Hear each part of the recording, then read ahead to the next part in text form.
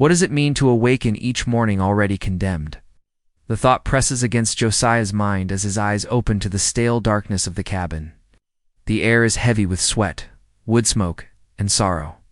Around him, bodies stir men. Women and children bound not by rope, but by the unyielding sentence of slavery. A cough rattles from the corner, followed by a muffled sob. The day has begun, though the sun has not yet risen. A sharp crack slices through the silence, the overseer's whip snapping outside. The sound jolts everyone to life. Fear is more effective than any rooster's call. Josiah pushes himself.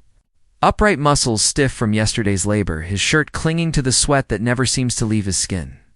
He is 23, though years of toil and punishment have carved lines into his face far deeper than his age. The cabin door bursts open. Shaft of pre-dawn gray spills across the dirt floor, along with the bark of Mr. Crane's voice. Up. On your feet, you dogs. Cotton won't pick itself. Josiah rises, keeping his gaze low. Eye contact with Crane is dangerous. It invites cruelty. Still, even with his head bowed, Josiah feels the man's presence like a vulture, circling prey. Crane enjoys choosing who to punish before the day has even begun. Josiah files out with the others, chains of silence binding them together. They walk toward the fields, the earth damp with dew, that will soon bake into dust under the relentless sun. As he walks, Josiah's mind drifts not to freedom, for that thought feels too dangerous, but to fragments of memory. A mother's voice humming lullabies, a father's hands, calloused yet gentle, lifting him onto broad shoulders. That was before the auction block. Before his family was torn apart like threads from a torn garment. He clenches his fists at the memory. It hurts to remember, but it hurts even more to forget. The slaves reach the fields just as the first blush of sunrise stains the sky. Rows of cotton stretch endlessly, each plant crowned with white bowls sharp enough to cut flesh. Josiah knows. By nightfall, his hands will bleed anew, as they do every day. The master, Mr. Harlan, appears on the porch of his grand house overlooking the fields. He is dressed in fine linen, sipping from a porcelain cup, his gaze cool and detached. To him, the slaves are not men and women, but tools, flesh that bends, breaks, and bleeds for profit. Crane paces the rows, whip coiled in his hand. Pick. Fast, pick clean. Any man short of his weight will feel the lash tonight. His grain is thin, hungry. Josiah bends to his task, fingers working through the cotton, sharp fibers slicing skin. Each movement is mechanical, practiced, endless. The sun climbs higher, baking sweat into his wounds. His stomach growls, but there is no food until night. Beside him, a young girl Amara, no more than 12, works with trembling hands. She struggles to keep pace, her basket light. Josiah whispers, "Steady, child. Don't let them see you slow." Dar, his words are soft, hidden under the rustle of leaves. Hours drag like years. The overseers circle their shadows long across the ground. When Amara stumbles, Josiah instinctively reaches to steady her. The act is small, human, but Crane sees it. In an instant, the whip strikes Josiah's back. Fire tears across his flesh. Stealing his breath, he bites down hard to keep from crying out, not for his own pride, but because he knows Crane wants the sound of his pain. The overseer leans close, whispering so only Josiah hears, "You think you're strong, boy? Break you, piece by piece." Josiah steadies himself, blood soaking through his shirt. He does not answer. His silence is the only defiance he can afford. By dusk, the baskets overflow. The slaves stagger back to the quarters, shoulders bent, feet dragging. Josiah's body screams with every step, but he forces himself upright. The others watch him, not openly, but from the corners of their eyes. His refusal to crumble is dangerous, yet it is also a spark that night. As the slaves huddle in the suffocating darkness of the cabin, Josiah sits alone, fingering a rusted chain link he found in the dirt. He turns it in his hand, feeling its weight, its coldness. It is the symbol of his life shackled, unrelenting. And yet, as he stares at it, he whispers to himself, "They will not chain my soul." Outside, the whip cracks again, echoing through the night like thunder. Inside, Josiah grips the chain tighter, a quiet fire burning behind his eyes. The shadows of chains may bind his body, but his spirit, bruised, bloodied, but unbroken, begins to stir. The morning sun rises with no mercy. Its heat presses down like an iron hand, smothering the earth and all who labor upon it. Josiah drags his feet into the rows of cotton, his back still raw from Crane's lash the day before. Every movement reopens the wounds, warm blood trickling beneath his shirt. He knows the pain is a message carved into his flesh. Remember your place. But he also knows something else. If he falters, if he slows, that whip will find him again. So he bends low and works, hands darting through the thorned bowls, skin splitting, fingers bleeding. The air is filled with the rustle of cotton, the snap of whips in the distance, and the muffled groans of exhausted slaves. The field stretches endlessly, a sea of white under a sky of fire.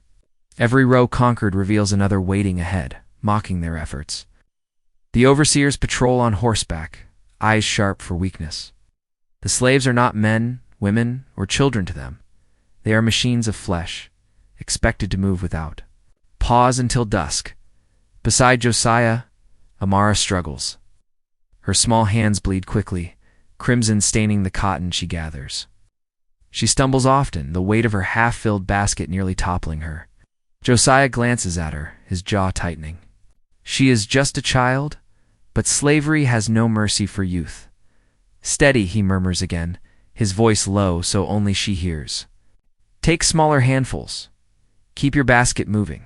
She nods, lips pressed tight, eyes wide with fear. Crane circles nearby, whip dangling casually at his side, his gaze always searching for someone to punish. Josiah quickens his pace, his body, screaming in protest, but he will not let the girl's failure draw Crane's. I buy mid-morning. Hunger gnaws through the thin layer of strength they began the day with. Breakfast had been nothing more than a scrap of cornbread, barely enough to feed a bird. Now, their bellies growl, hollow and aching.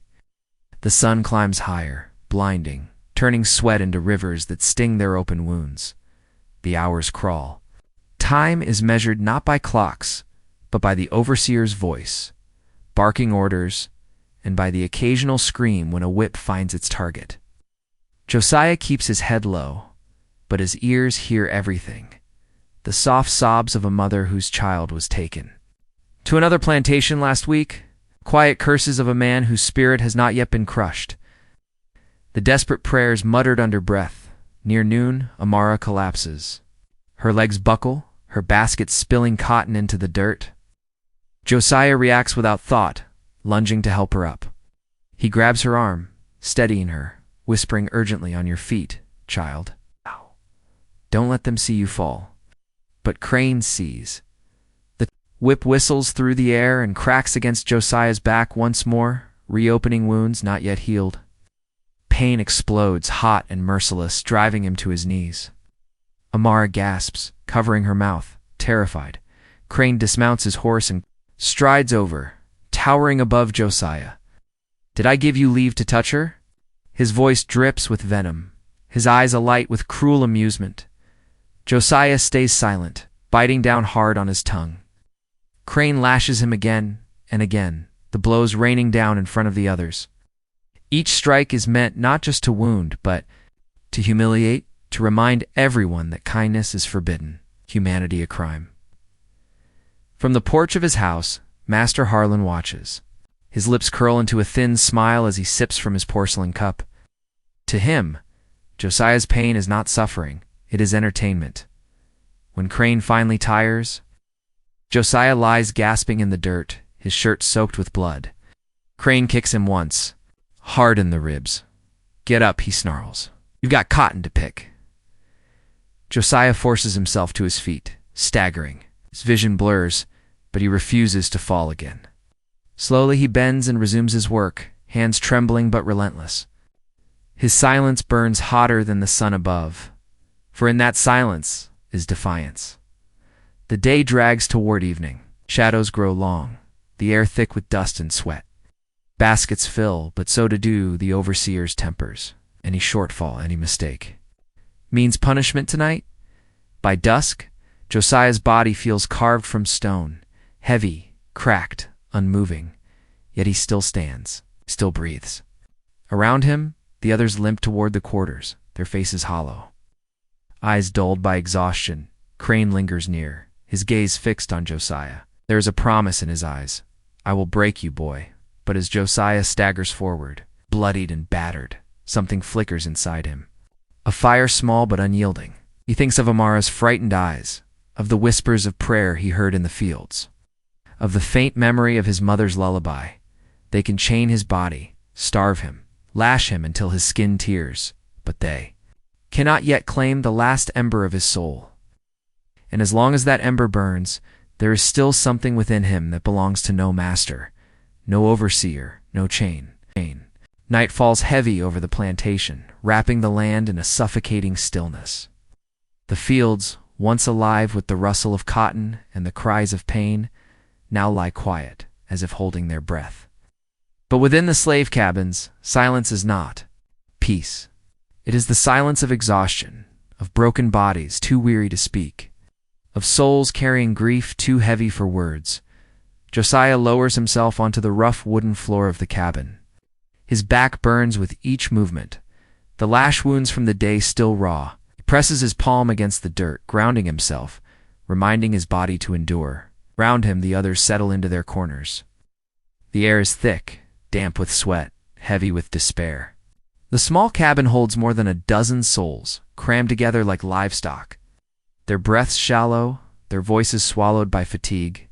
Somewhere in the darkness, a baby whimpers. Its mother hums a soft tune, a desperate lullaby, trying to soothe the child even as tears streak her own cheeks. In another corner, an old man mutters a prayer, words fragile but steady, his voice trembling as if afraid the very walls might overhear. Across the room, Amara curls into herself, her small body shaking, silent tears slipping down her cheeks. Josiah watches her, his chest tightening. He remembers when he was her age, small, scared, clinging to his mother's skirts as the auction block loomed. He remembers the day she was taken, her hand torn from his, her voice crying out his name as strangers dragged her away. That memory burns sharper than the whip, carving scars that no overseer can see. He closes his eyes, and for a moment he lets the memories come. His father's deep laugh, the warmth of his mother's embrace, the sound of a river rushing past. Their small cabin in the woods that was before the men came with chains, before his family was scattered to the winds like seeds that would never take root again. Josiah presses his fist to his chest, as if to hold the fragments together. But the cracks are widening. Slavery does not just break bodies, it corrodes the soul, eating away at identity, whispering lies that a man is nothing more than property. He feels it creeping inside him, that whisper, "You are not a man. You are a beast of burden. You are what they say you are." But then, from the corner, a voice rises. It is Ezekiel, the old man with gray in his beard and wisdom in his eyes. His voice is soft, almost a whisper, but in the silence it carries. They think we are nothing, Ezekiel says, but the Lord made us in his image. They can break our backs, but they cannot touch what is inside. The words settle over the room like a fragile blanket. Some close their eyes, clinging to the hope. In his voice, others shake their heads, too beaten to believe. But Josiah listens. He lets the words seep into the cracks of his soul, patching them with something fragile but real. Later, when most have drifted into restless sleep, Josiah stays awake. The cabin walls seem to close in, pressing against him, trapping him not only in body, but in spirit. He stares at the dirt floor, his mind racing. What does survival mean? Is it simply enduring, bowing his head, obeying until death? Or is it resistance, small, dangerous acts that remind him he is still human? He remembers the forbidden lessons whispered among the slaves, how to shape letters in the dirt, how to read scraps of discarded paper. Knowledge is forbidden, punishable by death, but Josiah feels the urge to teach, to pass along the fragments.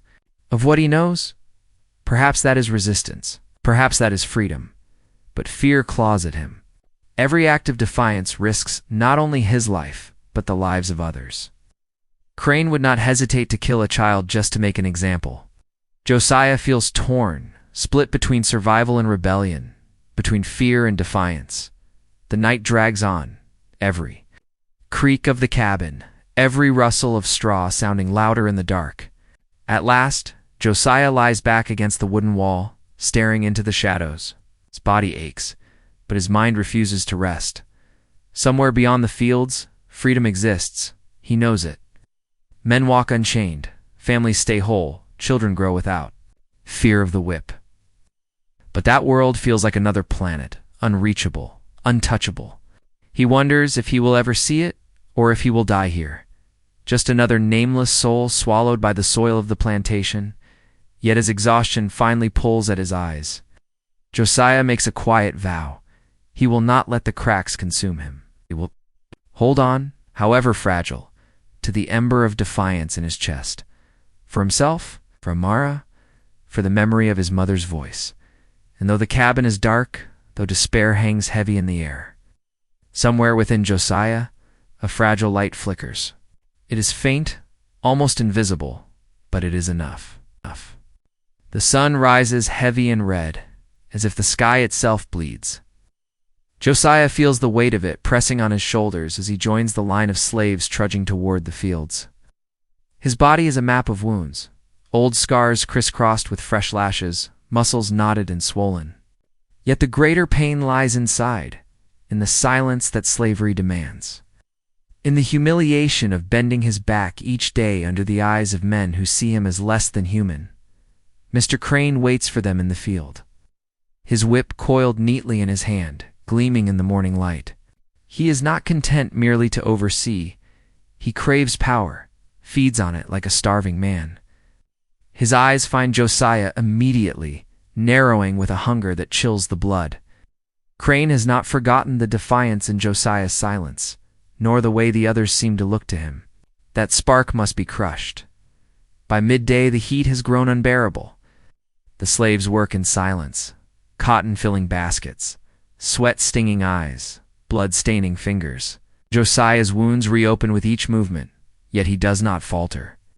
He knows Crane is watching, and then it happens. When the baskets are weighed, Josiah's comes up short, a few pounds less than the quota. Not much, but enough for Crane to pounce. "You think you can cheat me, boy?" Crane snarls, his voice carrying across the field. He seizes Josiah by the arm and drags him forward, shoving him to the ground. The other slaves freeze, eyes downcast, fear tightening their throats. Crane raises the whip, his voice ringing out like a sermon of cruelty. "Let this be a lesson. Any man who fails his weight will answer to me." The whip cracks. Once, twice, again. Each strike is a river of fire ripping across Josiah's back. Flesh tears, blood runs. The sound echoes through the field, the sharp crack of leather against skin. The muffled gasps of those forced to watch. Josiah clenches his teeth, his body convulsing under the blows. He refuses to scream. He knows Crane wants it, the sound of his pain, the breaking of his will. His silence is the only weapon he has left. "Cry out." Crane roars, sweat pouring down his face. "Cry out, damn you." But Josiah will not. He bites his tongue until he tastes blood, his eyes locked on the dirt beneath him, his breath ragged but steady. Each lash is a storm, but his silence is stone. Around him, the slaves stand motionless. Some close their eyes, unable to watch. Others stare, their faces masks of sorrow and fear. In their silence, though, something stirs. A spark fanned by Josiah's defiance. Crane senses it too. His rage deepens. He lashes harder, faster, until Josiah collapses into the dirt, his body trembling, blood soaking the earth. Still, no scream escapes his lips. Finally, Crane stops, panting, his chest heaving with exertion. He glares down at Josiah, his voice low and venomous. "You think you're strong? You think silence makes you a man? I will break you, piece by piece. Mark my words, you will beg me for mercy before I'm done." He kicks Josiah once, hard, and stalks away, the whip trailing behind him like a serpent. The slaves are ordered back to work. Josiah lies in the dirt, his breath shallow, his body broken. Slowly, painfully, he pushes himself up. His vision swims, the world tilting, but he will not stay down. With trembling hands, he lifts his basket and resumes picking cotton. Every movement is agony. Blood seeps into his shirt, each step a war against collapse. Yet he stands, he moves, he works. His silence is louder than any scream, and the others see it. They cannot show it, cannot speak it, but inside them, something shifts. When dusk falls and the slaves return to the quarters, Josiah can barely walk. Ezekiel helps him inside, lowering him gently to the floor. The old man's hands are steady, his eyes fierce with quiet pride. "You did not break," Ezekiel whispers, tending to Josiah's wounds with a rag soaked in herbs. "He tried with all his strength, and still you stood. Remember this, your body may bleed, but your soul belongs to you alone." Josiah closes his eyes, pain surging through every nerve. But beneath the pain, a fire burns. He had not screamed. He had not begged. Crane may control his body, but not his spirit. And that, Josiah realizes, is power. The kind of power the overseer cannot stand. The kind that cannot be taken by chains or whips. Outside, the night deepens. The stars shine cold and distant, indifferent to the suffering below. But in the darkness of the cabin, among broken bodies and weary hearts, Josiah's silent defiance glows like a small flame. It is fragile. It is dangerous. It is unbroken. The night after the whipping stretches on endlessly.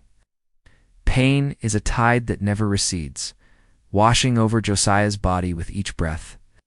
He lies on the floor of the cabin, too weak to move, his wounds oozing against the rough boards beneath him.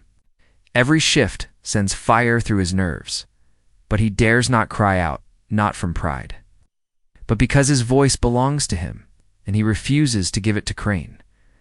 Around him, the cabin breathes with quiet misery. The slaves settle into uneasy rest, their whispers fading into silence. But Josiah cannot sleep. His body is broken, his spirit bruised, yet somewhere deep inside, something stirs, a small ember that refuses to die.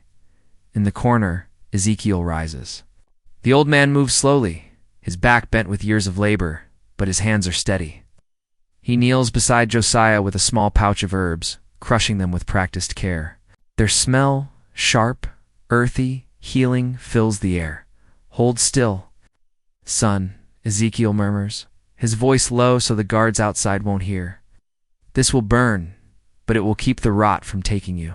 Josiah grits his teeth as Ezekiel presses the poultice into his wounds. Fire lances across his back, but beneath the pain there is relief. The cool promise of healing. "Why help me?" Josiah whispers, his throat raw. Ezekiel pauses, his weathered hands smoothing the herbs. "Into place. Because I see what Crane sees. You frighten him, not with your strength, but with your silence. Remind him that he can own your body, but never your soul. That's dangerous. It's precious. We need men who won't break." Josiah meets Ezekiel's eyes in the dim light. They are old eyes, tired, but behind them flickers the same ember that Josiah feels in himself. Later, when the pain dulls enough for Josiah to rest, a soft voice breaks the quiet. It is Amara. She creeps across the cabin floor and sits beside him, her small hands clutching a rag. She dips it into a bowl of water and dabs gently at the blood on his arms. "You shouldn't," Josiah whispers. "If they see, they won't." Amara interrupts, her voice trembling. "You helped me in the field. I want to help you." Her hands are clumsy, but the touch is tender. For a moment, Josiah is not a slave, but a brother, a father, a protector. He feels the ghost of his own little sister's touch, a memory so distant, it aches to recall. "Do you think," Amara asks softly, "we'll ever be free?" The question hangs heavy in the air. Josiah swallows hard, searching for an answer. He wants to promise her yes, to swear that the world will change, that the chains will break. But promises are dangerous. Hope can be as cruel as the whip. "Don't know," he admits at last. "But I know this, they can't stop us from dreaming of it. And as long as we dream, We're not theirs entirely. Amara nods, though her eyes glisten with unshed tears. She curls beside him, her head resting near his shoulder, and drifts into sleep.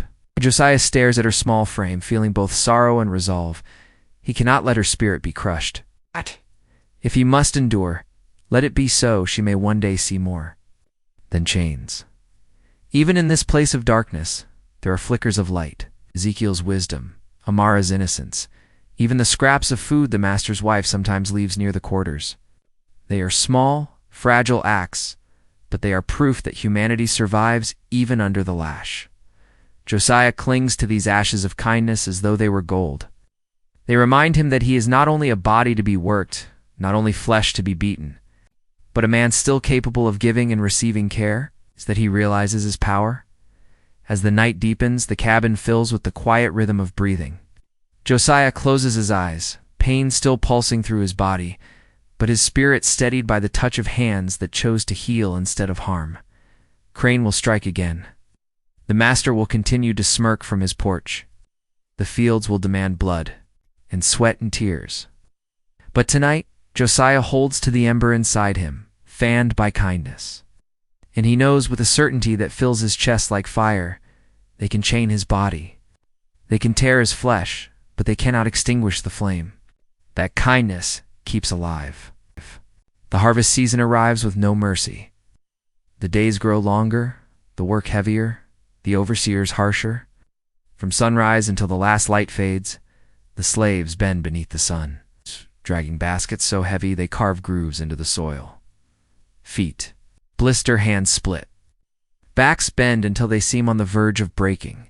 Josiah's wounds from Crane's lash have barely healed. But there is no time for weakness. The cotton waits for no man, and Crane prowls the rows like a wolf, whip always in hand. Josiah labors in silence, each movement sending dull aches through his body. Yet inside, a new resolve has taken root. At night, when the overseers retreat, and the quarters fall into shadow, Josiah begins his secret work. He gathers a few of the younger ones, Amara, 2 boys named Samuel and Elijah, and kneels with them in the dirt. By the flicker of a stolen candle, he scratches letters into the earth with a stick. This one, he whispers, drawing a crooked line, is an A like the start of Amara. The children trace the lines with trembling fingers, their eyes wide with wonder. Oh. It is dangerous, this teaching. If they are caught, the punishment will be brutal, perhaps even death. But Josiah cannot stop. Knowledge is more than letters. It is freedom. Taste of dignity denied to them. Ezekiel watches from the corner, his old eyes glistening with quiet pride. "You're planting seeds," he murmurs one night. "They may not grow now, but one day they will bear fruit."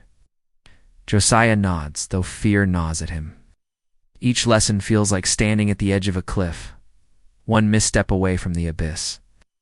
Yet he continues, because in the children's eyes, he sees hope fragile, but real, but hope does not go unnoticed. One morning, Amara lingers in her row, her hands sluggish from exhaustion. Crane spots her. His face twists into a snarl as he storms toward her. Whip already uncoiling. "Lazy brat," he spits, raising the lash.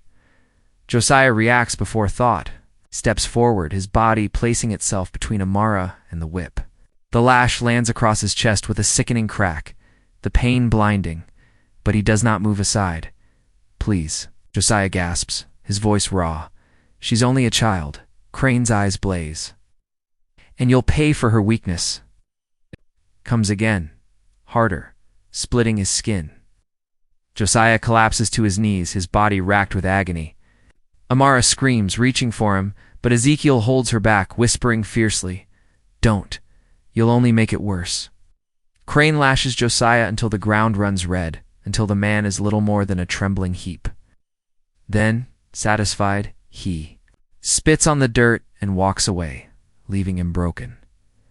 The slaves return to work in silence, but their eyes burn with something dangerous: anger, sorrow, unity. They saw Josiah stand for a child. They saw him bleed for someone else. And though they dare not speak it, the act ignites something in them that cannot be undone. That night, Ezekiel tends Josiah's wounds once more. His hands are steady, his voice low. You cannot shield them all, he says, but what you did today, it mattered. They will remember. Josiah lies weak, his chest burning, but he meets Ezekiel's gaze. If I must bleed, let it not be in vain. If I can keep one child from breaking, then let the whip take me. Mara sits beside him, her small hand slipping into his. Her face is streaked with tears, but her eyes shine with something stronger than fear. I'll remember, she whispers. I'll never forget. In that moment, Josiah understands. The overseers can break their bodies, can tear their flesh, can grind them into the dirt. But they cannot control what is remembered, nor the bonds. Forged in pain and kindness, broken bodies perhaps, but unbroken spirits. And that truth, Josiah realizes, is the overseer's greatest fear. The scars across Josiah's chest throbbed with each breath, yet he refuses to bow. Every morning when the horn sounds and the slaves march to the fields, he rises with them, is slower now, weaker from blood loss, but his back remains straight. To Crane, it is stubbornness. To the others, it is proof that the whip cannot claim everything. Whispers spread through the rows. Slaves speak in hushed tones, passing looks when Crane's back is turned. They whisper of the man who stood between the lash and a child, the man who bled but did not break. Some call him reckless. Others call him brave. Either way, Josiah has become something more than himself. He has become a symbol. At night, when the overseers retreat, the gatherings grow larger. What began as a few children tracing letters in the dirt becomes a circle of men and women, their tired faces lit by the glow of a smuggled candle stub. Josiah teaches not only letters but prayers, songs, fragments of scripture remembered from long ago, words that remind them of another world, a better one. Freedom is not given, he tells them in a whisper, his voice rough but steady. It must be claimed, if not in chains, then in the mind. They can bind our bodies, but not our spirits. The slaves nod, their eyes shining. In those moments, they are not merely laborers. They are a people remembering themselves, but danger lurks in every shadow. Crane grows suspicious. He notices the way the slaves glance at Josiah, the way they seem less broken, less fearful. It gnaws at him, festers like rot. He reports to the master, a man too distracted by his own pleasures to care deeply, but he gives Crane free rein to stamp out rebellious spirits. The next week, Crane strikes harder. He prowls the rows with renewed cruelty, lashing for the smallest mistake. He drags Samuel, one of the boys learning letters from the field, and beats him bloody for moving too slowly. The message is clear. Defiance will not be tolerated. That night, Samuel lies moaning in the cabin, his back torn open. Josiah kneels beside him, fury and guilt twisting in his chest. This is because of me, he whispers. Ezekiel shakes his head. No, boy. This is because of them. Don't you carry their sins on your shoulders? But Josiah cannot shake the weight. He feels the fire building inside him, a heat that no whip can quench. For years he has endured, survived, bowed his head to survive another day. But now he sees how even survival feeds the chains. His silence has been safety, but also surrender. That night, as the others sleep, Josiah steps outside the cabin. The air is thick and humid, the stars hidden by clouds. He kneels in the dirt, fists clenched, and whispers to the dark sky, Lord, if you still see us, if you still hear us, not just to endure, but to fight, to keep these children alive, to keep our spirits burning. His voice cracks, but the fire inside him does not waver. It is no longer just survival. It is purpose. The next day, when Crane sneers at Amara and raises his whip again, Josiah does not step aside. He catches the lash in his hand, the barbed leather slicing his palm open. Blood runs down his fingers, but his grip does not loosen. His eyes lock on Crane's, steady, defiant. The field goes silent. Every slave stops working, their breath held. For the first time, they see a man not cowering, but standing. Crane jerks the whip back and strikes harder, but Josiah does not cry out. His silence is thunder, louder than any scream. Crane snarls, striking again and again until exhaustion trembles his arm. Still Josiah kneels in the dirt, bleeding but unbroken. That night, when Ezekiel tends his shredded hand, Josiah whispers they can break the body, but not the fire. Ezekiel nods, tears in his weary eyes, and fire spreads. And indeed it already has. In the hush of the cabin, voices rise softly at him, trembling but steady. Amara starts it, her thin voice carrying words of hope. One by one, the others join until the room hums with quiet defiance. Crane may hear, the master may punish. But in that moment, the slaves are not afraid. The fire is alive. The night is heavy with silence. It's not the quiet of peace, but the kind that presses on the chest, suffocating.